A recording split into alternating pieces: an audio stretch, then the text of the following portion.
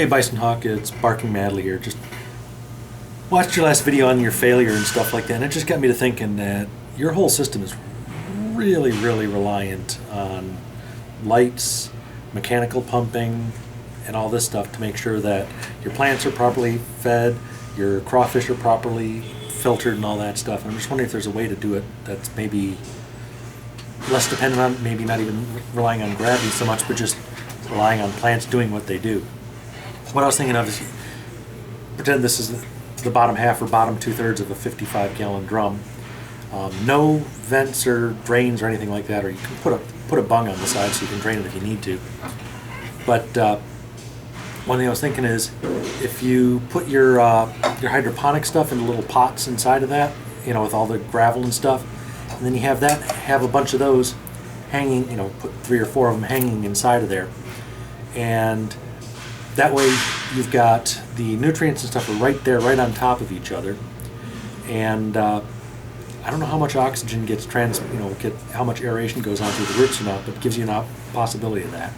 Then when you need to harvest or get to everything, you just pull the whole system out and away you go. Now that doesn't help you if you need to go the dry, wet, dry cycle. I don't know how to handle that.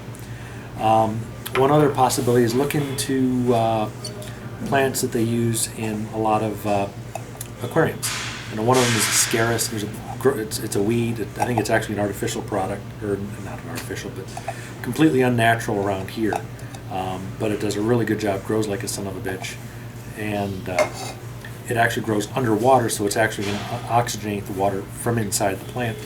And then as an option, you might want to look at it. It's not all that cheap, but they're these like light pipes. You put a dome on the roof of your building, and it's got a really transparent, and it has a highly reflective tube that goes down, and then right over top of wherever you want the light to be, it just reflects and goes down there. Now, being in West Texas, I think you probably get more than enough sunlight during the year that I don't even know unless you started to do a massive amount of these, that you could probably provide enough light inside that way.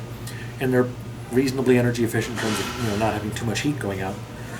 And then that also brings up something else, is if you don't have this water constantly cycling, you've got a small amount here, or your horizontal piece, you got a small amount of water here, small amount up here, plus you got the pipes running all over the place, so they're picking up room temperature, all that stuff. If you get 2, 3, 4 of these, 55-gallon drums, you end up with, let's say, half full. You get 4 of those, that's 120 gallons, that's roughly 900 pounds of gallon, 900 pounds of water. That's got a lot of thermal mass to it. And if you just wrap them all together and insulate them, you can still get at them from each side, but you can't go all the way around them. But that gives you a lot of thermal mass and a lot of resistance to temperature change. Just so you know, water has, I think, just about the highest specific thermal capacity. So the amount of energy it takes to heat 1 gram of water is about the highest on the planet. There might be something else, but my memory says water has the highest amount of energy it takes to raise it 1 degree. So the more water you have, the more temperature stability you're going to have. Now, ideally, you'd probably have like 1,000 gallons buried halfway. Cut out the floor of your workshop, put a 1,000-gallon tank in there, and you'd be set. But that's not practical, I realize. But just something to think about, because like I said, I'm not too terribly worried about an SHTF really happening, at least long term. But based on your other video with Walmart and stuff like that, stuff breaks. I mean, I don't, how many of those Rule pumps are you going to pick up as spares? How many AC to DC converters are you going to have? How many batteries are you going to have? And how long is this thing going to have, in your mind, how long is it going to have to last? And what happens if crap breaks down? So I think having a system that has as little mechanical interaction, doesn't need a cooler. There's ways to, you put rods, steel rods into the ground at various places and use that as a heat sink to pump heat up to the water in the summer or in the wintertime, and pumps heat into the ground during the wintertime. Something to think about. It takes a lot of thermal mass to actually be able to have that thing self-regulated. Ideally, you'd want the whole thing underground, in a small, fairly enclosed space.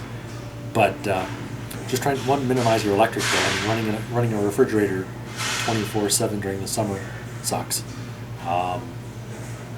I mean, I live in Pomona, California, which we don't get anywhere near as hot as West Texas does, especially this last summer you guys had. But we hover right, 90s to 100 degrees all year long. And my folks in Phoenix and folks in Las Vegas, they have, like you said, it's the bipolar weather. It goes from 100 down to 40, and with very little in between on it. So, anyways, just some thoughts. I'm trying to think, can you find biological ways or static ways of dealing with oxygenation and light and temperature control, because I think those are the three big things you need to worry about. I can't remember that one dude's name. He's the guy in Phoenix that he got an empty pool in his house, so he put water in it, put these little plants on the top of it, and the fish eat the plants, and they're fairly low oxygen requirement fish. Something like that, where you just have enough bulk and volume and everything kind of just self-regulates. I don't know whether that's possible with crawfish or not. Like you said, I mean, we had them in Detroit, it's when I grew up in Michigan. They live in all the ponds and stuff like that. So they're pretty hardy in resistance to the cold, but I have no idea how well they handle the heat. So, but I mean, if you can get something, like I said, that has a large enough thermal mass, when you go from the seasonal changes from 40 degrees in the summer to 100 degrees in the wintertime, as long as it's a fairly slow temperature change, they probably can handle it pretty well. But going from 40 degrees at night down to to 100 degrees in the summer, in the winter during the daytime, they're clearly not going to handle that. But the more water you have, the less fluctuation. Anyway, I started putting comments in your stuff, but I'm sure you're aware, trying to put some long, complicated description, let alone trying to put visuals, kind of sucks. So anyway. Later.